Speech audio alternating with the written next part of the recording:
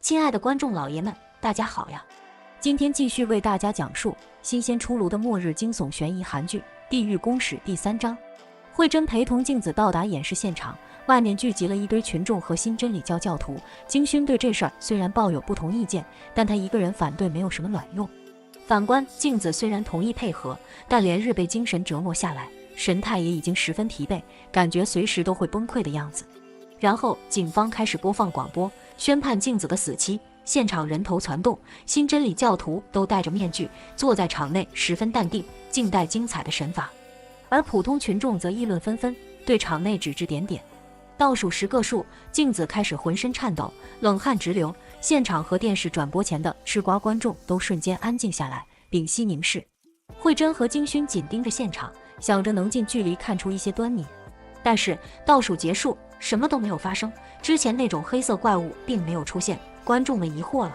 搞笑呢，这时新真理教徒也一个个不知所措，比划着手势。正当大家以为这场闹剧就要不了了之的时候，天空中突然传来一声巨响，现场的气氛瞬间又紧张起来。镜子刚刚有种死里逃生的感觉，仿佛看到了希望，但绝望又紧随而来。黑色怪物破墙而入，来到了镜子面前。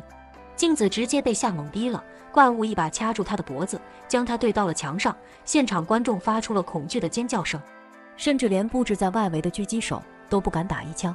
尤其是恩表，竟然看着这个场面傻笑起来，该不会是被洗脑了吧？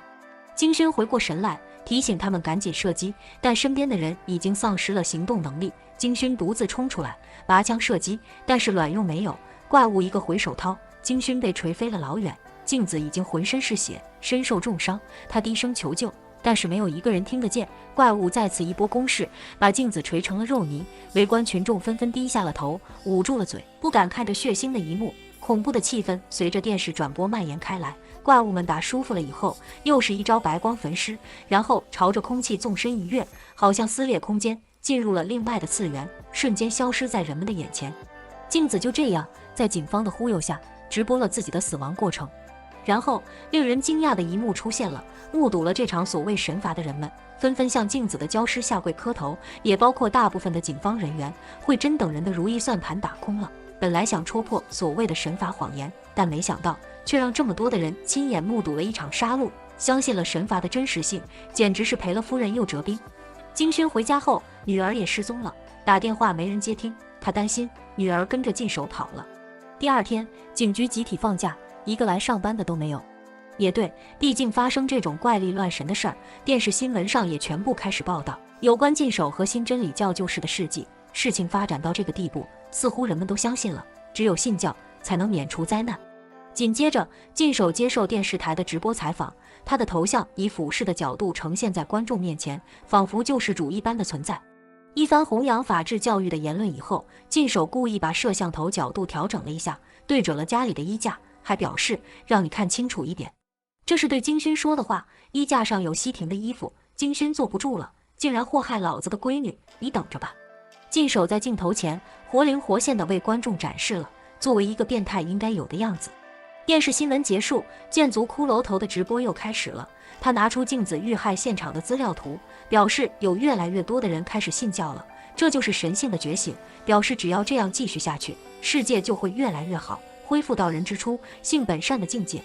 而唯一在现场站出来开枪对抗的金勋，就成为了他 diss 的对象，表示金勋迟早会受到同样的神罚，甚至是接受更严重的神之愤怒。慧珍因为计划的失败，精神上似乎也出了问题，竟然买了去温哥华的机票，拉上母亲准备跑路。金勋来到禁手家附近，看见这里已经被教徒们堵得水泄不通了，还有在路边扎帐篷的人，这阵仗好像大明星开演唱会一样。金勋可不吃这一套，拿了一节钢管就朝禁手家走去，明显是想干架的。教徒们见他来者不善，纷纷上前阻挠，但也不敢真的拦住他。慧珍跑路前发现了一点线索，来到单位向英浩求证，可单位却已经被建族的狂热分子给攻陷了，办公区一片狼藉，墙上地上到处都是地狱字样的涂鸦。而英浩也跟之前那个小说家一样，被一堆人给围殴了。两人通话，英浩似乎也没了继续调查的勇气，直接被整不会了。与此同时，地下停车场又来了一伙建族分子，围住了慧珍的车，她的妈妈就坐在里面。这伙人直接打破车窗，把老人家拽了出来，按在地上开始施暴。慧珍及时赶来，冲上去要制止他们，但这些人已经识乐智，整个一无法无天，把慧珍按在地上一起打，一边打还一边录制视频，简直是让人看不下去了。打嗨了以后，他们大笑着扬长而去。慧珍艰难地爬到母亲身边，母亲却已经不省人事。同时，金勋也在砸进守家的门。他破门而入以后，进守人没在家，他迅速找出女儿的衣服，然后离开了那里。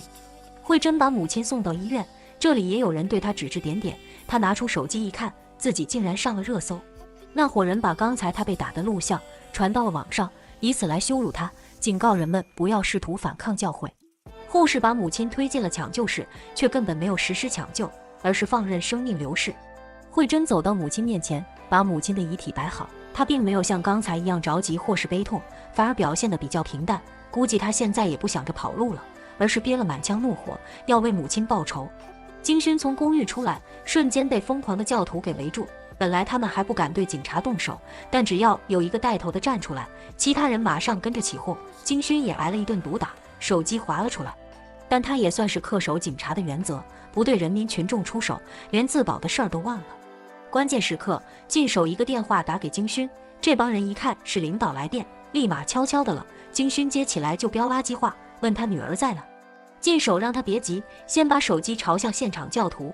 进守对教徒说，放金勋来找他，他俩有话要谈。这帮人简直就是疯子，一个个的都无可救药了。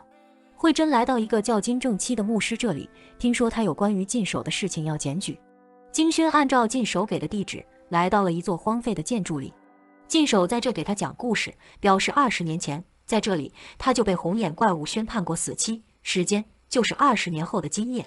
慧珍在牧师那也听到了同样内容的录音，他问牧师能不能复制一下，牧师却直接把录音删了。他开始称呼进守为会长，果然是个圈套啊。一开始进守也不相信世界上还有这种事，但后来他看到越来越多的实例，便不得不相信这一切都是真的。他开始努力想办法让自己变成那个例外。进守问金勋，觉得他有什么罪过，为什么会在20年前就被判了死刑？金勋现在只想知道女儿在哪，顾不上理会他的问题。进守自言自语，表示他从来没做过什么错事，但这20年间却一直活在等待死亡倒计时的恐惧里。他问金勋，明白这是多么可怕的事情吗？所以这种恐惧感逐渐吞噬了他，他开始抱怨世界的不公，开始变成恐惧本身，还要把这种恐惧感散布到每一个角落，让世人陪他一起感受恐惧。他也认为只有恐怖镇压，才能让世人都变得老实，世界才会变得正义。牧师对慧珍说，进守让他不要外传自己被宣判死期的秘密，这样今晚过后他就会成为新一任的新真理教教主。而还有一个附加条件，就是把慧珍骗来除掉他。但牧师笑道，他可是连一只小虫子都不敢杀的。慧珍赶紧开溜，但刚一出门，他的瞳孔实际地震，这里已经被建筑分子包围了。牧师应该就是那个做直播的骷髅头。慧珍又被按在地上摩擦，牧师走到他跟前表示，你就是新教主惩戒的第一人，感到荣幸吧。回到进守这边，他表示自己没剩几分钟了，让金勋不必一直拿枪对着他。他说西婷现在应该已经回家了，摆在金勋面前的有2个选择，第一是拍下他的死亡录像公布于世，造成持续的社会恐慌，然后立刻回家逮捕自己的女儿；第二是对他的死三缄其口，然后和西婷一起享受他精心打造的正义世界。进守歇斯底里地笑着，天空中传来了响声，他的时间到了。金勋放下了枪，进守提醒他，如果选择沉默，记得处理掉尸体再走。3只黑猩猩凭空杀到，一把放倒进守，开始日常爆锤，锤够了以后，和其他死者一样，被白光化成了焦炭。金勋就这样看着，没有录制现场视频。金勋回家，见到西婷安然无恙，女儿看到父亲一副疲态，赶紧上来给个拥抱。这一晚，金勋简直是3观颠覆，刷新了认知，怕是要从此活在阴影里了。而另一边，被暴揍的慧珍也不见了踪影，生死未卜。不得不说，编剧脑洞是真的大，看着确实让人内心压抑啊。本章故事就到此为止了。喜欢节目的观众老爷们，请点赞和关注吧，可以提前看到更新哦。